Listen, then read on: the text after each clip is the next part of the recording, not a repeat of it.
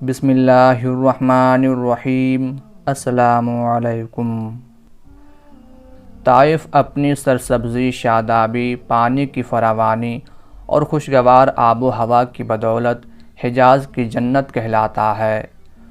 حضور صلی اللہ علیہ وآلہ وسلم کی بعثت کے وقت یہ شہر عرب کے نامور قبیلے بنو ثقیف کا مسکن تھا۔ یہ لوگ سرسبز پہاڑوں کے دامن میں حد نظر تک پھیلے ہوئے انگوروں کے باغات کے مالک تھے اور بڑے آسودہ حال اور رنگین مزاج تھے، لیکن اس کے ساتھ ہی وہ بڑے شجاع اور جنگجو بھی تھے۔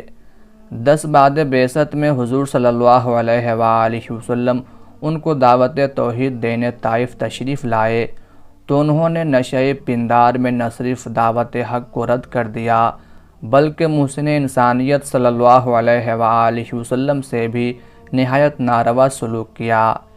اس واقعہ کے 12 سال بعد 9 ہجری میں چشم فلک نے یہ تحیر خیز منظر دیکھا کہ یہی متمرد اور سرکش بنو ثقیف خود بخود بارگاہ رسالت میں حاضر ہوتے ہیں اور اسلام کے جانباز سپاہی بن جاتے ہیں۔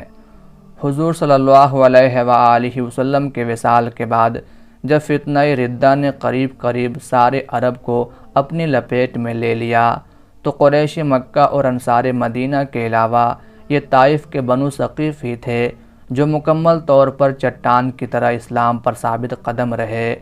اس کے بعد ایران اور شام سے کشمکش کا آغاز ہوا تو بنو ثقیف کے جوان مردوں نے میدان جہاد میں اپنی سرفروشیوں سے ایسی داستان رقم کی جو رہتی دنیا تک مسلمانوں کے خون کو گرماتی رہے گی۔ بنو ثقیف کے جن جیالوں نے تاریخ میں بڑا نام پایا ان میں سے ایک مجاہد ابو محجن ثقفی رضی اللہ تعالی عنہ ہیں۔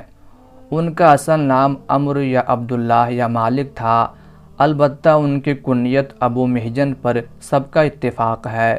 یہ کنیت اتنی مشہور ہوئی کہ لوگوں کو ان کا اصلی نام بھول گیا۔ ظہور اسلام کے وقت حضرت ابو محجن رضی اللہ تعالی عنہ کا شمار بنو ثقیف کے نامور بہادروں میں ہوتا تھا۔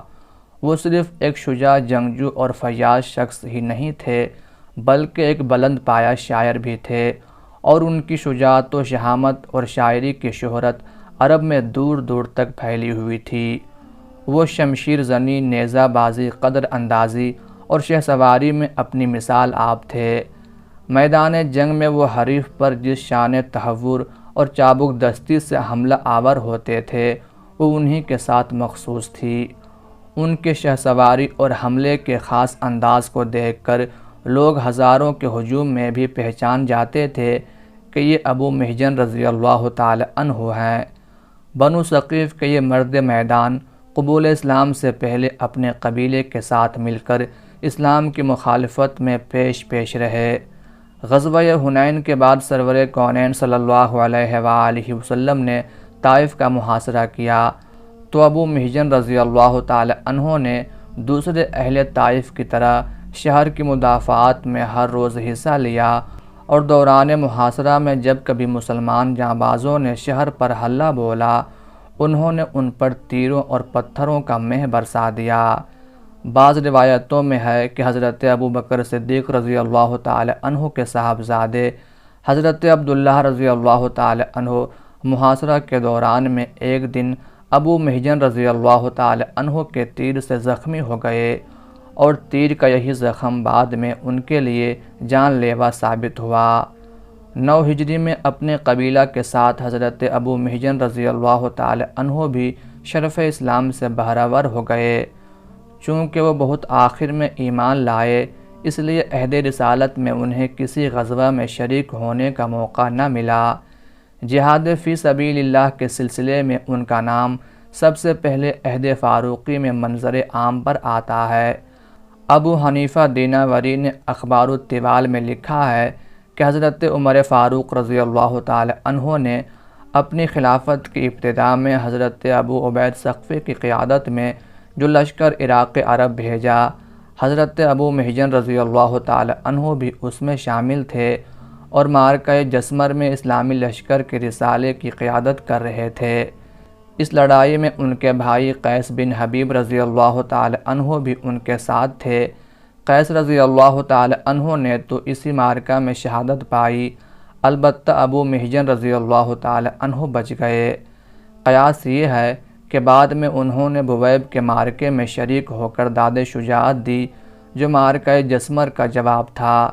اس کے بعد ان کا نام پھر پس منظر میں چلا گیا، یہاں تک کہ اس خون ریز لڑائی کا آغاز ہو گیا جس نے بڑی حد تک ایران کی قسمت کا فیصلہ کر دیا۔ یہ جنگ قادسیہ تھی جو حضرت سعد بن ابی وقاص رضی اللہ تعالی عنہ کی قیادت میں ایران کے خلاف لڑی گئی۔ اہل سیر کا بیان ہے کہ جس زمانے میں حضرت سعد بن ابی وقاص رضی اللہ تعالی عنہ قادسیہ کی طرف پیش قدمی کر رہے تھے، حضرت ابو محجن رضی اللہ تعالی عنہ امیر المومنین حضرت عمر فاروق رضی اللہ تعالی عنہ کے حکم سے جزیرہ حضوزہ میں نظر بند تھے۔ انہیں کس جرم میں جلا وطنی اور قید و بند کی سزا دی گئی تھی، اس کے بارے میں عام روایات یہی ہیں کہ وہ بار بار شراب نوشی کی جرم کے مرتکب ہوئے تھے۔ مورخین نے یہ بات تواتر کے ساتھ بیان کی ہے کہ اہل طائف انگوروں کی کثرت کی وجہ سے شراب کے بڑے رسیہ تھے۔ قبول اسلام کے بعد انہوں نے اس قبیح عادت کو ترک کر دیا تھا، لیکن پھر بھی کبھی کبھار کوئی سخفی پرانی عادت کا اعادہ کر لیتا تھا۔ اس کی یہ حرکت ظاہر ہو جاتی تو اس پر حد جاری ہوتی تھی، یعنی اس کو کوڑے لگتے تھے۔ حافظ ابن حجر رحمۃ اللہ علیہ، حافظ ابن عبد البر رحمۃ اللہ علیہ اور بعض دوسرے ارباب سیر کے بیان کے مطابق حضرت ابو محجن رضی اللہ تعالی عنہ بھی ایسے ہی لوگوں میں شامل تھے۔ ان پر کئی بار شراب نوشی کے جرم میں حد جاری کی گئی۔ آخر حضرت عمر رضی اللہ تعالی عنہ نے تنگ آ کر انہیں جزیرہ حضوزہ میں قید کر دیا۔ حضرت ابو محجن رضی اللہ تعالی عنہ نے حضوزہ میں حضرت سعد بن ابی وقاص رضی اللہ تعالی عنہ کی لشکر کشی کا حال سنا تو وہ راہ حق میں لڑنے کے لیے بے تاب ہو گئے اور کسی طریقے سے پہرے داروں کی نگرانی سے بھاگ کر سیدھے اسلامی لشکر میں جا شامل ہوئے۔ حضرت عمر فاروق رضی اللہ تعالی عنہ کو حدود مملکت میں ہونے والے تمام واقعات کی خبر بہت جلد مل جایا کرتی تھی۔ انہیں حضرت ابو محجن رضی اللہ تعالی عنہ کے فرار اور اسلامی لشکر میں شامل ہونے کا حال معلوم ہوا تو انہوں نے حضرت سعد بن ابی وقاص رضی اللہ تعالی عنہ کو لکھ بھیجا کہ ابو محجن رضی اللہ تعالی عنہ کو گرفتار کر کے زندان میں ڈال دیں۔ اس وقت حضرت سعد رضی اللہ تعالی عنہ قادسیہ پہنچ چکے تھے۔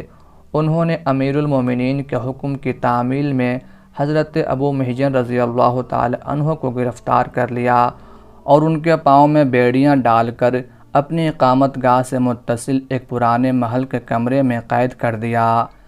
قادسیہ کی خون ریز لڑائی کا آغاز ہوا اور مجاہدین اسلام کے نعرہائے تکبیر، تلواروں کی جھنکار، گھوڑوں کی ہنہناہٹ اور سرفروشوں کے رجز بار بار حضرت ابو محجن رضی اللہ تعالی عنہ کے کانوں سے ٹکرائے تو جوش شجاعت نے ان کو شعلہ جوالہ بنا دیا۔ یہی چاہتے تھے کہ پر لگ جائیں اور اڑ کر میدان جہاد میں جا پہنچیں، لیکن مجبور تھے۔ پاؤں کی بیڑیوں اور قید خانے کی مضبوط دیواروں نے ان کا راستہ روک رکھا تھا۔ ایک روایت میں ہے کہ وہ گھسٹتے گھسٹتے قید خانے کی کھڑکی کے پاس گئے اور حضرت سعد رضی اللہ تعالی عنہ سے درخواست کی کہ وہ انہیں لڑائی میں شریک ہونے کی اجازت دے دیں، لیکن انہوں نے حضرت ابو محجن رضی اللہ تعالی عنہ کی درخواست منظور نہ کی اور وہ بصد حسرت و یاس واپس آ کر اپنی جگہ پر بیٹھ گئے۔ لڑائی کا پہلا دن تو جوں توں کر کے گزر گیا۔ دوسرے دن لڑائی کا آغاز ہوا اور دشمن نے مسلمانوں پر شدید دباؤ ڈالا تو قید خانے کے دریچے سے یہ منظر دیکھ کر حضرت ابو محجن رضی اللہ تعالی عنہ کی قوت برداشت بالکل جواب دے گئی۔ کسی طرح آواز دے کر حضرت سعد رضی اللہ تعالی عنہ کی اہلیہ سلمہ رضی اللہ تعالی عنہ کو کھڑکی کے قریب بلایا اور بہت ہی منت و سماجت کے ساتھ ان سے درخواست کی کہ میری بیڑیاں کھول دو اور ایک گھوڑا ہتھیاروں سمیت مجھے دے دو، پھر دیکھو کہ میں اللہ کے دشمن کے مقابلے میں کیا کرتا ہوں۔ اگر زندہ رہا تو اللہ کی قسم واپس آ کر خود بیڑیاں پہن لوں گا۔ سلمہ رضی اللہ تعالی عنہا نے حضرت سعد رضی اللہ تعالی عنہ کے ڈر سے حضرت ابو محجن رضی اللہ تعالی عنہ کی بات ماننے سے انکار کر دیا۔ اس پر وہ مایوس ہو کر اپنی کوٹری کی طرف چلے اور بڑی حسرت کے ساتھ یہ اشعار پڑھنے لگے، ساتھ ہی جوش شجاعت میں اپنے ہونٹ دانتوں میں دباتے تھے اور رانوں پر ہاتھ مارتے تھے۔ اس سے بڑھ کر اور کیا غم ہوگا کہ سوار نیزے لے کر جنگ میں شریک ہیں اور میں زنجیروں میں جکڑا پڑا ہوں، کھڑا ہونا چاہتا ہوں تو زنجیریں نہیں اٹھنے دیتی اور دروازے اس طرح بند کر دیے جاتے ہیں کہ پکارنے والا پکارتے پکارتے تھک جاتا ہے۔ میرے بہت سے عزیز اور بھائی ہیں، لیکن ان سب نے مجھے تنہا چھوڑ دیا ہے اور کسی کو میرا خیال نہیں۔ میں نے بارگاہ الہی میں عہد کیا ہے اور میں اس عہد کو نہیں توڑوں گا کہ میں خانوں کے دروازے مجھ پر کھول بھی دیے جائیں تو بھی میں ادھر کا رخ نہ کروں گا۔ یہ اشعار سن کر سلمہ رضی اللہ تعالی عنہ پر رقت طاری ہو گئی اور ان کے دل نے گوارا نہ کیا کہ بنو ثقیف کے اس جوان مرد کو قید خانے میں ایڑیاں رگڑنے کے لیے چھوڑ دیں۔ وہ اسی وقت اپنی باندی کو ساتھ لے کر قید خانے میں گئیں اور حضرت ابو محجن رضی اللہ تعالی عنہ کی بیڑیاں کھول دیں۔ پھر وہ انہیں قید خانے سے استبل لائیں اور ایک اعلیٰ نسل کا عربی گھوڑا اور ہتھیار ان کے سپرد کر کے کہا، جاؤ اللہ کے حوالے، مجھے یقین ہے کہ تم اپنا عہد ہر حال میں پورا کرو گے۔ حضرت ابو محجن رضی اللہ تعالی عنہ کو گویا 7 اقلیم کی دولت مل گئی۔ منہ پر کپڑا لپیٹا، گھوڑے پر سوار ہوئے، ایڑ لگائی اور نیزہ ہاتھ میں ہلاتے اس شان سے ایرانیوں پر حملہ آور ہوئے جیسے آسمان سے بجلی گرتی ہے۔ جدھر کا رخ کرتے ایرانیوں کی صفیں درہم برہم ہو جاتی تھیں۔ مسلمانوں کے وہ دستے جو ایرانیوں کے شدید دباؤ کے سامنے پسپا ہو رہے تھے، ان کے لیے اس جوان مرد کی میدان جنگ میں اچانک آمد تائید غیبی سے کم نہ تھی۔ ابو محجن رضی اللہ تعالی عنہ کبھی ایرانیوں کے میسرے میں گھس جاتے اور کبھی میمنے میں تباہی مچا دیتے۔ اس طرح انہوں نے آنن فانن جنگ کا پانسا پلٹ دیا اور مسلمانوں نے اپنے مقابل ایرانی صفوں کو گاجر مولی کی طرح کاٹ کر رکھ دیا۔ حضرت سعد بن ابی وقاص رضی اللہ تعالی عنہ جو عرق النساء یا رانوں میں دنبل کی وجہ سے خود میدان جنگ میں جانے سے معذور تھے اور قریب کے ایک قدیم عمارت میں بیٹھ کر لڑائی کی تمام کیفیت دیکھ رہے تھے، وہ ابو محجن رضی اللہ تعالی عنہ کو دیکھ کر اش اش کر رہے تھے اور دل میں کہہ رہے تھے کہ اگر ابو محجن رضی اللہ تعالی عنہ قید میں نہ ہوتا تو میں یہ سمجھتا کہ یہ مجاہد ابو محجن ہی ہے کہ اس شان سے لڑنا اسی کا کام ہے۔ شاید اللہ تعالیٰ نے مسلمانوں کی مدد کے لیے کوئی فرشتہ آسمان سے نازل کیا ہے۔ بعض روایتوں میں ہے کہ سلمہ رضی اللہ تعالی عنہ نے حضرت ابو محجن رضی اللہ تعالی عنہ کو حضرت سعد رضی اللہ تعالی عنہ کا خاص ذاتی گھوڑا بلقا دیا تھا اور اس پر بیٹھ کر انہوں نے میدان جنگ میں داد شجاعت دی تھی۔ حافظ ابن حجر رحمۃ اللہ علیہ نے اصابہ میں لکھا ہے کہ ابو محجن رضی اللہ تعالی عنہ نے اس دن بہت سخت لڑائی لڑی۔ وہ تکبیر پڑھتے جاتے اور کفار کو بری طرح پچھاڑے جاتے تھے۔ لوگ ان کو دیکھ دیکھ کر حیران ہوتے تھے اور کوئی ان کو پہچان نہ رہا تھا۔ حافظ ابن عبد البر رحمۃ اللہ علیہ نے اس روایت میں یہ اضافہ کیا ہے کہ لوگوں نے انہیں فرشتوں میں سے ایک فرشتہ گمان کیا تھا۔ شام کو لڑائی ختم ہوئی تو حضرت ابو محجن رضی اللہ تعالی عنہ اپنے عہد کے مطابق واپس آ گئے، گھوڑا استبل میں باندھ دیا اور قید خانے میں جا کر اپنے پاؤں میں خود بیڑیاں ڈال لیں۔ ادھر حضرت سعد رضی اللہ تعالی عنہ بالا خانے سے نیچے اترے تو سلمہ رضی اللہ تعالی عنہ نے ان سے دریافت کیا کہ میدان جنگ کی کیا خبریں ہیں۔ حضرت سعد رضی اللہ تعالی عنہ نے فرمایا، ہم دشمنوں سے لڑتے رہے حتیٰ کہ اللہ تعالیٰ نے ایک ابلغ گھوڑے پر سوار کسی آدمی کو بھیج دیا جس نے دشمنوں کا منہ پھیر دیا۔ اگر میں نے ابو محجن کو قید میں نہ ڈالا ہوتا تو میرا یہی گمان تھا کہ اس شخص کے انداز ابو محجن رضی اللہ تعالی عنہ کیسے تھے۔ سلمہ رضی اللہ تعالی عنہ نے کہا، اے امیر، یہ ابو محجن رضی اللہ تعالی عنہ ہی تھے۔ حضرت سعد رضی اللہ تعالی عنہ نے متعجب ہو کر پوچھا، یہ کیوں کر ہو سکتا ہے؟ سلمہ رضی اللہ تعالی عنہا نے انہیں سارا واقعہ بلا کم و کاست سنا دیا۔ حضرت سعد رضی اللہ تعالی عنہ بے حد متاثر ہوئے اور چشم پر آب ہو کر فرمایا، اللہ کی قسم، مسلمانوں پر جو شخص یوں نثار ہو میں اس کو قید میں نہیں رکھ سکتا۔ یہ فرما کر فوراً حضرت ابو محجن رضی اللہ تعالی عنہ کو رہا کر دیا۔ ابو محجن رضی اللہ تعالی عنہ بھی مرد مومن تھے۔ رہا ہو کر انہوں نے حضرت سعد رضی اللہ تعالی عنہ سے کہا، اے امیر، حد یعنی سزا کا خوف مجھے شراب نوشی سے باز نہ رکھ سکا، لیکن آج میں اللہ کے خوف سے عہد کرتا ہوں کہ آئندہ کبھی شراب کو ہاتھ نہ لگاؤں گا۔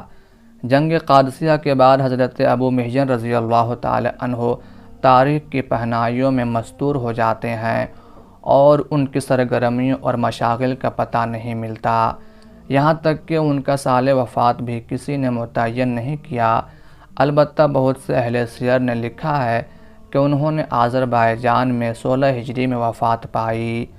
علامہ ابن اثیر رحمۃ اللہ علیہ نے حضرت ابو محجن رضی اللہ تعالی عنہ کے بارے میں لکھا ہے کہ وہ نہایت شجاع، کریم اور فیاض شخص تھے۔ امیر المومنین حضرت عمر فاروق رضی اللہ تعالی عنہ بڑے روب اور دبدبہ کے آدمی تھے، لیکن حضرت ابو محجن رضی اللہ تعالی عنہ کے سامنے بھی بے باکانہ گفتگو کرتے تھے۔ حافظ ابن حجر رحمۃ اللہ علیہ نے اصابہ میں لکھا ہے کہ ایک مرتبہ وہ حضرت عمر فاروق رضی اللہ تعالی عنہ کی خدمت میں آئے تو انہیں یعنی امیر المومنین رضی اللہ تعالی عنہ کو شک گزرا کہ انہوں نے شراب پی ہے۔ لوگوں سے کہا کہ ان کا منہ سونگھو۔ حضرت ابو محجن رضی اللہ تعالی عنہ نے کہا، یہ تجسس ہے اور آپ کو اس کی ممانعت کی گئی ہے۔ اس پر حضرت عمر فاروق رضی اللہ تعالی عنہ نے ان کو فوراً چھوڑ دیا۔ ابن عساکر رحمۃ اللہ علیہ نے حضرت ابو محجن رضی اللہ تعالی عنہ سے مرفوعاً روایت کی ہے کہ رسول اللہ صلی اللہ علیہ وآلہ وسلم نے فرمایا، میں اپنی امت کے بارے میں 3 چیزوں سے خطرہ محسوس کر رہا ہوں۔ نمبر 1 ائمہ کا ظلم، نمبر 2 نجوم پر ایمان اور قضاء و قدر کی تکذیب۔ گویا حضرت ابو محجن رضی اللہ تعالی عنہ کا دامن روایت حدیث سے بھی خالی نہ تھا۔